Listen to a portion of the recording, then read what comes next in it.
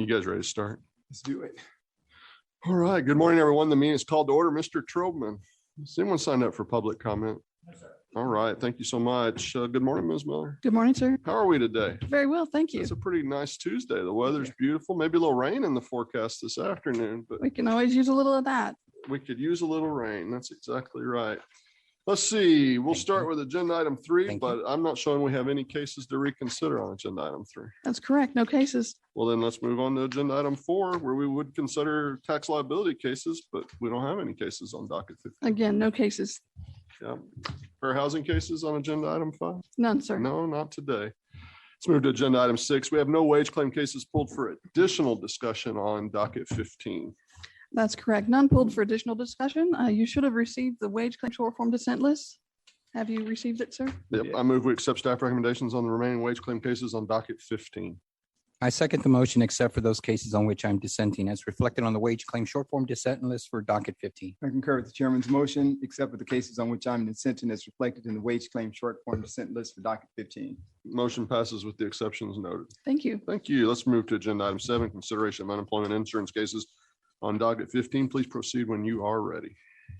Case number 2515782, Commissioner Alvarez. The appeal tribunal decision was mailed on June 4th, 2020. That same day, TWC received a fax containing what appears to be an employee copy of earning statements for the claimant.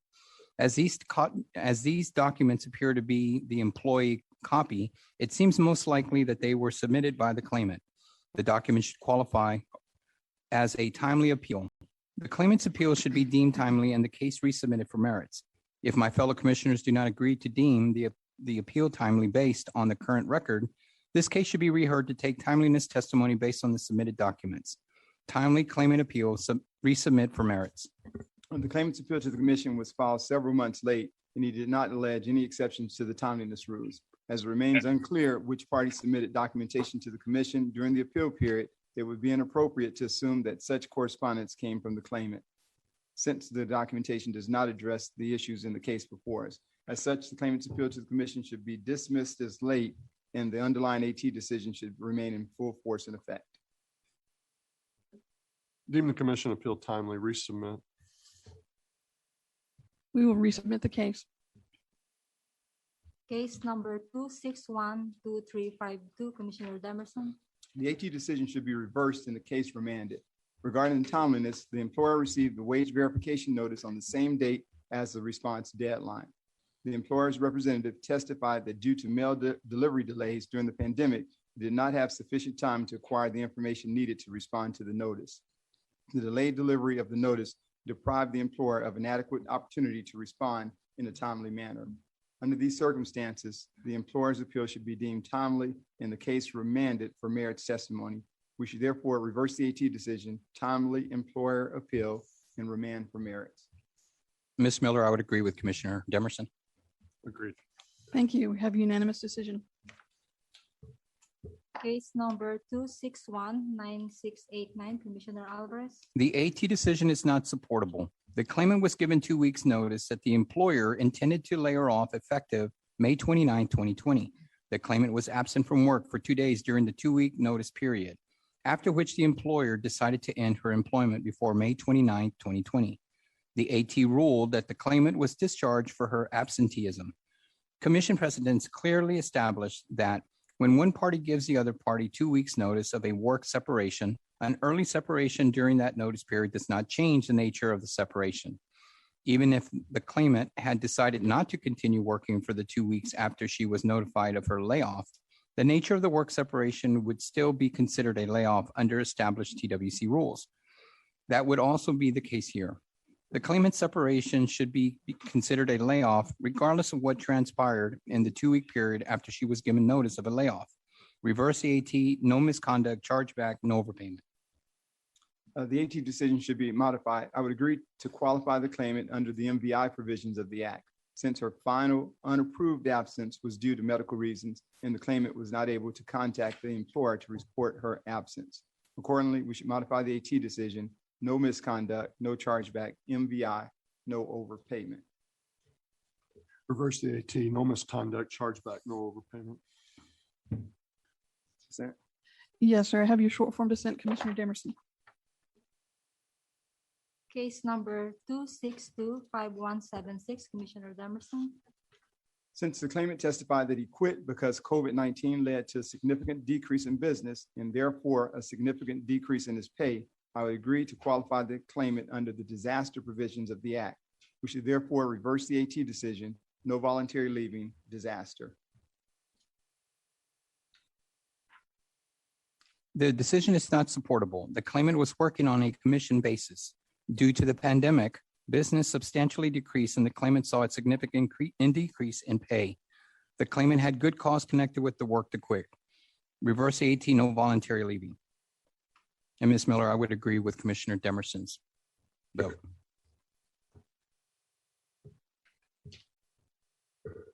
I agree with Commissioner Demerson.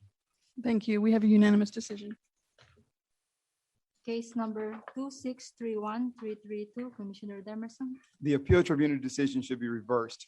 According to the claimant, she quit her job because she could not afford Wi-Fi. However, the claimant did not allow the employer an adequate opportunity to remedy her concerns. The claimant stated she spoke to her supervisor about her not being able to afford Wi-Fi. However, the claimant also stated that based on her supervisor's response, she assumed the employer would not assist her with acquiring Wi-Fi. Furthermore, the claimant stated she spoke to her operations about setting her equipment up, but did not talk to them about the cost. The employer stated it paid for Wi-Fi expenses for employees up to $70 per month. However, rather than inquire further as to whether there was assistance available for her Wi-Fi equipment, the claimant instead resigned based on the assumption that assistance did not exist. We should therefore reverse the AT decision, voluntary leaving, no chargeback, adequate employer response. The decision is supportable. Due to the pandemic, the employer instructed the claimant to work from home. The claimant was unable to perform work from home because she did not have the necessary internet connection at her home or her sister's home. The claimant relied on issues to the employer. The claimant relayed her issues to the employer and informed them that she could not afford the required internet. The employer did not inform the claimant of any options available to assist paying for the internet connection. The claimant had been told everyone had to work from home and had no reason to believe working in the office was an available option. The claimant was unpaid during the time she was trying to get internet connection and had good cause to quit rather than continuing in an unpaid status. Affirm the AT, no voluntary leaving, chargeback. Reverse the AT, voluntary leaving, no chargeback, adequate employer response. Short form dissent. I have your short form dissent, Commissioner Alvarez. Case number 2653539, Commissioner Alvarez. The decision should be modified. The claimant did not quit. Documents and evidence demonstrate that the claimant was working from home and was fired for refusing to report to the office. The claimant provided medical documentation that she has a compromised immune system due to diabetes. Such a condition constitutes a disability under the Americans with Disabilities Act, and the employer was required to provide reasonable accommodations. The claimant had been working from home, and the employer decided the claimant should report from the office. Although the employer provided a new office, this failed to account for the increase in unnecessary risk caused by occupying shared spaces such as hallways, elevators, and bathrooms. Rather than comply with the ADA, the employer refused to allow the claimant the reasonable accommodations of continuing to work from and refused to engage in an interactive process and simply fired the claimant. The claimant working from home was not misconduct. Modify the AT, no misconduct, no chargeback, disaster. The appeal tribunal decision should be affirmed. The claimant refused to return to the office for work because of COVID-19 concerns. However, the claimant did not exhaust all options prior to resigning. She did not provide medical documentation establishing that she was required to continue working from home. In addition, the employer stated that they implemented safety measures such as hand sanitizing stations, strict enforcement of mask wearing, and offering the claimant a separate office. Accordingly, the claimant did not take adequate measures to avoid leaving the job and quit without work-connected good cause. We should therefore affirm the AT decision, voluntary leaving, no chargeback. Affirm the AT, voluntary leaving, no chargeback, memo to investigate claimant's PUA eligibility. Short form dissent. I have your short form dissent, Commissioner Alvarez, and we will send that memo, Mr. Chairman. Case number 2665099, Commissioner Alvarez. The decision should be reversed. The claimant was hired as a bartender making $10.50 per hour. The employer reduced the claimant's pay to $3 per hour plus tips. The claimant worked long enough to see that the pay cut reduced in her pay by a little over 40%. The drastic reduction in pay provided the claimant good cause connected with the work for quitting. Reverse the AT, no voluntary leaving, no overpayment. The appeal tribunal decision should be affirmed. The claimant resigned from her position of employment. The claimant stated that she would continue her employment with the employer until her former employer reopened for business. The claimant was also notified that her pay would be reduced. Later, the claimant resigned, and according to her fact-finding statements, she informed the employer she was quitting to work for her former employer and did not mention the issue of pay. Accordingly, the claimant quit due to wanting to return to work with her former employer, which is a personal reason that does not constitute good cause connected with the work. We should therefore affirm the AT decision, voluntary leaving, overpayment of $328. Reverse the AT, no voluntary leaving, no overpayment. Short form. Yes, sir, Commissioner Demerson. Thank you. Case number 2679736, Commissioner Alvarez. The AT decision should be reversed. After the claimant was exposed to COVID-19 by a patient, the employer instructed her to quarantine. The employer notified the claimant that they were withholding the claimant's last paycheck until she provided a negative COVID-19 test result. It is generally illegal for an employer to withhold an employee's paycheck under these circumstances. The claimant quit because the employer withheld her paycheck and because of the issues with other paychecks. She had good cause connected with the work to quit the job. Reverse the AT, no voluntary leaving, chargeback, no overpayment. I would also agree to rehear the case since the record in the 18 hearing did not adequately develop the other pay issues that the claimant referred to in her testimony. The appeal tribunal decision should be modified because the claimant last stopped working for the employer due to circumstances surrounding the COVID-19 pandemic. We should modify the AT decision, no voluntary leaving, no chargeback, disaster, no overpayment.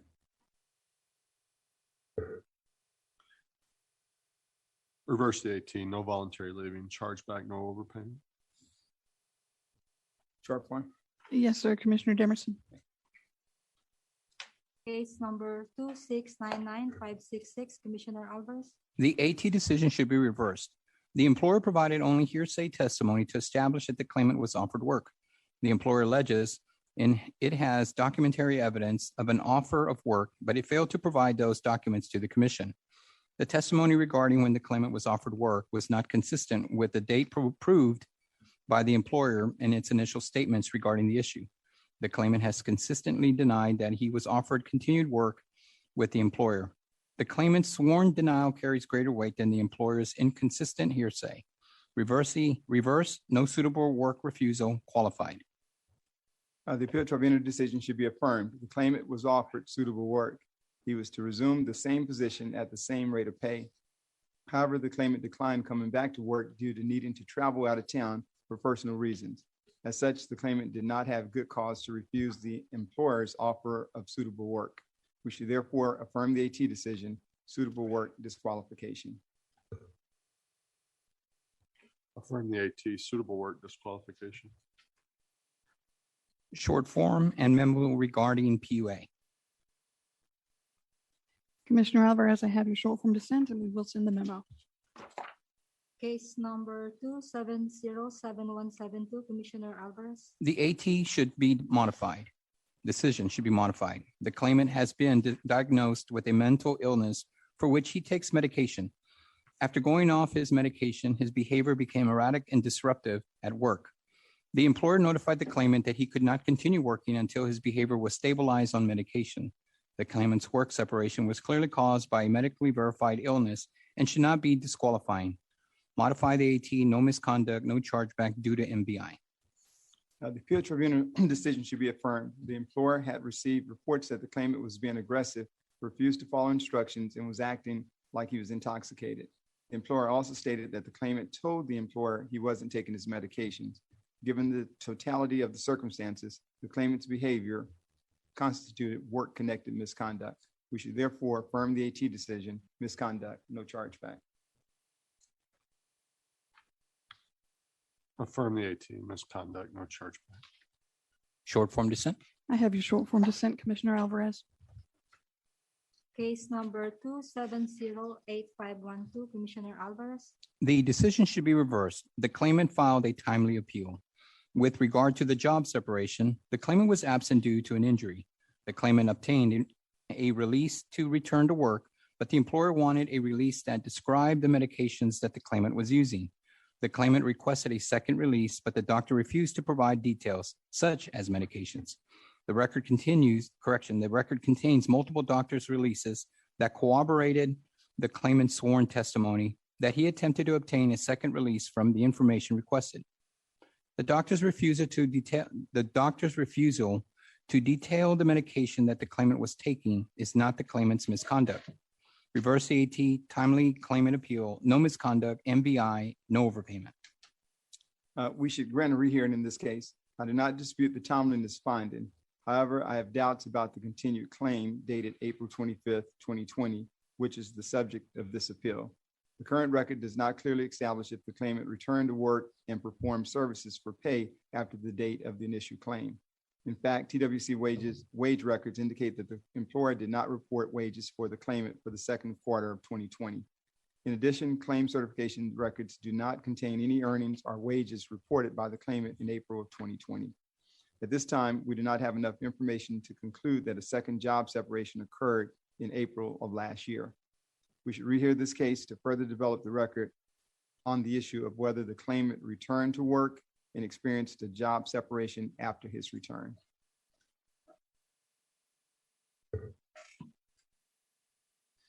I concur with Commissioner Demerson. Thank you. We will rehear the case. Case number 2714375, Commissioner Alvarez.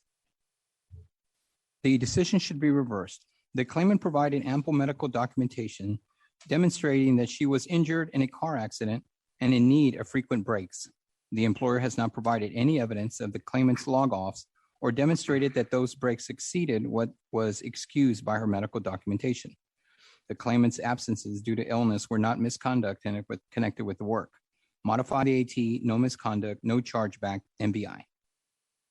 We should affirm the appeal tribunal decision. The claimant was given a final warning for tardiness in attendance prior to the claimant having been involved in a motor vehicle accident. She should have been aware that her job was in jeopardy. Despite this, the claimant was tardy on the date of the final incident. The claimant's tardiness after final warnings constitutes mismanagement of her position of employment. We should affirm the AT decision, misconduct, no chargeback. Affirm the 18, misconduct, no chargeback. Ms. Miller, short form dissent. Yes, sir. Commissioner Alvarez. Case number 2729655, Commissioner Alvarez. The AT decision should be reversed. The employer discharged the claimant after he was absent from work when he had to evacuate from his home in Beaumont, Texas, as a result of Hurricane Laura. The claimant's work separation was a result of a disaster and should not be disqualifying. Reverse the AT, no misconduct, separation caused by disaster. We should affirm the appeal tribunal decision. Because the claimant had many absences during a short period of employment, and these absences preceded Hurricane Laura, the AT's finding that the claimant was discharged for misconduct is fully supportable. If viewed as a quit rather than a discharge, because the claimant stopped working to report for multiple days and failed to establish a good cause connected with the work for doing so, disqualification is also appropriate. We should affirm the AT decision, misconduct. Reverse the AT, no misconduct. Memo to investigate whether the claimant is accurately reporting wages. Short form dissent. Yes, sir. Commissioner Demerson, I have your dissent and we will send that memo, Mr. Chairman. Case number 2755256, Commissioner Demerson. We should affirm the appeal tribunal decision. The claimant stopped performing services for pay while work was still available due to a personal reason. She did not quit because of any issue related to the job. Furthermore, because the job was suitable, Section 207.045 G1 of the Act does not apply. Thus, because the claimant quit without good cause connected with the work, the disqualification and resulting overpayment are appropriate. We should affirm the AT decision, voluntary leaving, overpayment of $8,313.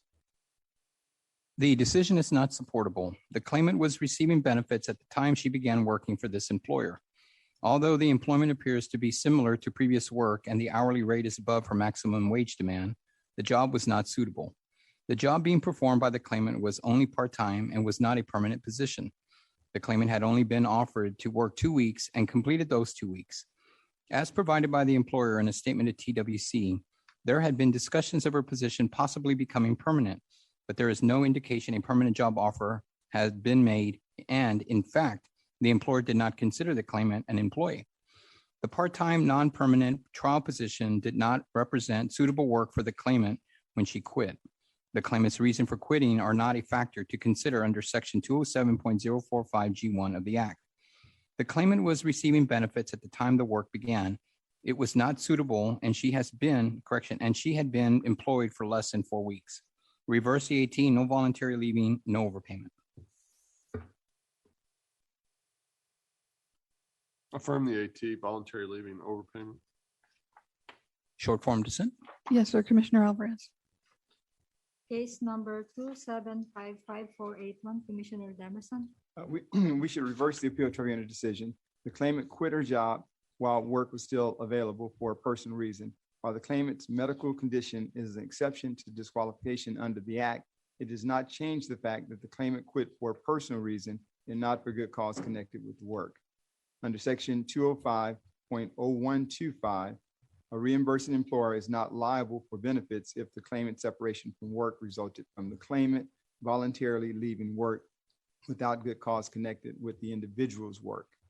Here, because the claimant quit for a personal reason, the employer is not liable and should not be billed.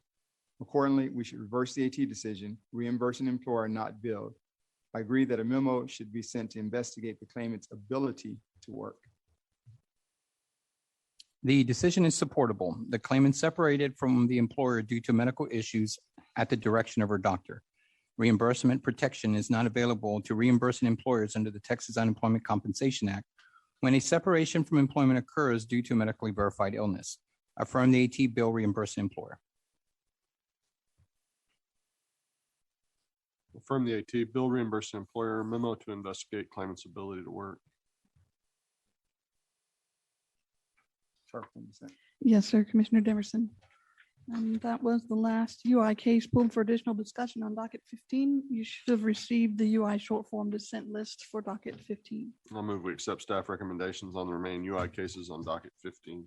Chairman, I second the motion except for those cases on which I'm dissenting as reflected on UI short form dissent list for docket 15. I concur with the chairman's motion, except for the cases on which I'm dissenting as reflected in the UI short form dissent list for docket 15. Motion passes with the exceptions noted. Thank you, sir. Thank you. This brings us to the end of agenda items 3 through 7. Let's pause for a couple of minutes to reset for the rest of the meeting.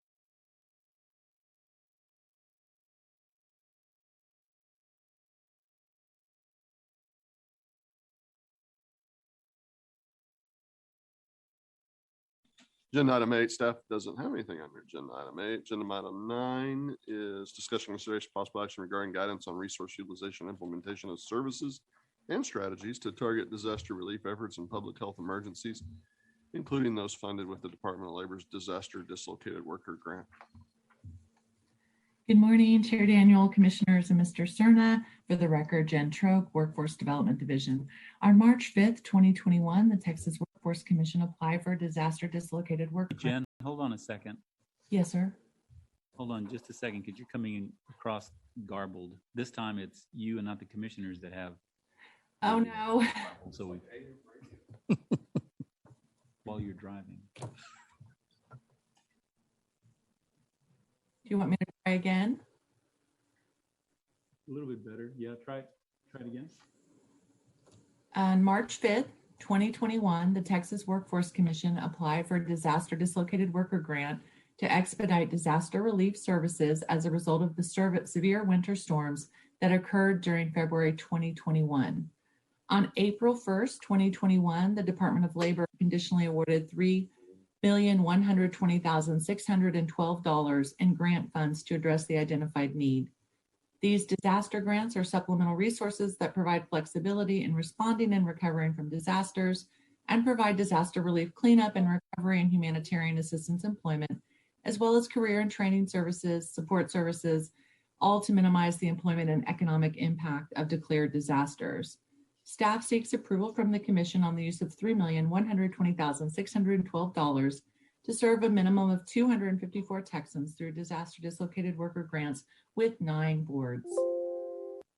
Thank you, Jen. Thank you. Mr. Chairman, let me lay this issue out. What we have before, and we presented the material and briefed the office, what we have before the commissioners is a recommendation from staff to provide grants to several of our boards, grants totaling $2.9 million. The idea is that the grants will be quickly executed to ensure that the boards can begin providing grant services and staff, and we'll bring regular updates to the commission. Staff seeks approval from the commission on the issue of 3.1 million. I'll use the full number, 3,120,612 to serve a minimum of 254 Texans through the disaster dislocated worker grant in 9 board areas. Those 9 board areas include Alamo, Deep East Texas, East Texas, Greater Dallas, Gulf Coast, Lower Rio Grande Valley, Middle Rio Grande Valley, North Central, and Southeast Texas. Comments or questions? None here, Chairman. 9. So the winter storm impacted almost every county, but we've only got just a small number of boards here that are participating. I recognize it's voluntary on the part of the boards. Do we know why the participation here seems lighter than it should be? No, sir, I don't have that information, but I can find out and provide it to the commission. Okay. Because it did to me as well. Yeah, I don't know. How many boards? 9 boards out of all of them? Right. It's like 28. It's like a third. This is Texas Tech math there for a second. It's a third. All right. Do we have a motion? Chairman, good question. I move that we approve the use of $3,120,612 in disaster dislocated worker grant funding to serve a minimum of 254 Texans in 9 board areas as discussed by staff. I second the motion. It's been moved and seconded. We're unanimous. Thank you, sir. Thank you. We have nothing under agenda item 10. Legislative report today? No, sir. No. Executive director's report? Brief executive director All right. report. We've been dealing for more than a year now with all the attention being focused on unemployment insurance claims. I think the commissioners know that our attention has been equally focused on fraud and fraud activity. We knew that bubble was going to move. That bubble's moved much more aggressively than we anticipated. So we are shifting more attention to that effort. To that, I want to make sure that the commissioners understand that the TWC systems are secure.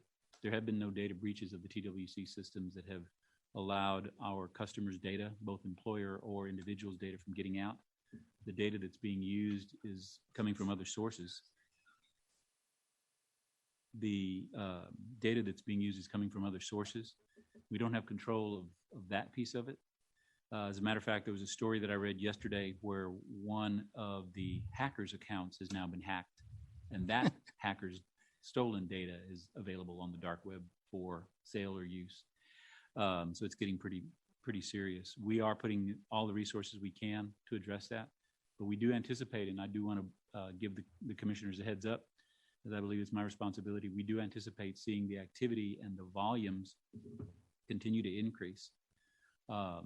And it'll probably be a fact of life even past the end of all the assistance programs that the federal government has in place. But those programs have certainly prompted a lot of this. So I just want to let the commissioners know that the TWC systems are secure, and we are taking the steps we can to address it. We'll be reaching out to employers because we do need our employers and any other individual that receives a notice from us to take that notice seriously and get back to us.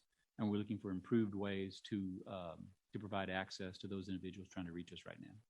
So that's the end of my executive director's report. Questions or comments? Commissioner Jefferson, you have anything? Yeah, I was going to say, I commend the staff. I think we're going to start communicating back out to the employers and individuals as well. And so I commend the staff on taking that direction, because a lot of the calls that we're receiving back, they are reporting, but they're wanting to hear back from us that everything is okay. And so I thank you guys for taking care of employers in that way. Yes, sir. Yeah, the biggest challenge we have in calling back just to say we're taking care of it is that while it is important, takes a little bit of time from someone going on to get the next claim frozen and the next claim frozen and the next claim frozen. But we are putting processes in place. I don't want to call them canned messages, but at least a response to let both employers, especially employers, but employers and individuals know we have the information, we're addressing it. We will reach out to you if we need additional information, but we are going to include those things. Good. Thank you guys again. We're listening to the employers and the calls coming in. That response, although it takes a little bit of time, it's important to those business owners. And so they appreciate it big time. Yes, sir. Thank Absolutely. you. Yeah, I'd just like to add what Commissioner Demerson has said. Ed, I appreciate it. As you know, almost every day I send you someone or a group of either it's a municipality, and recently we saw the letter that was given to the commissioners regarding what had happened there at the campus. So I appreciate the work that you've done.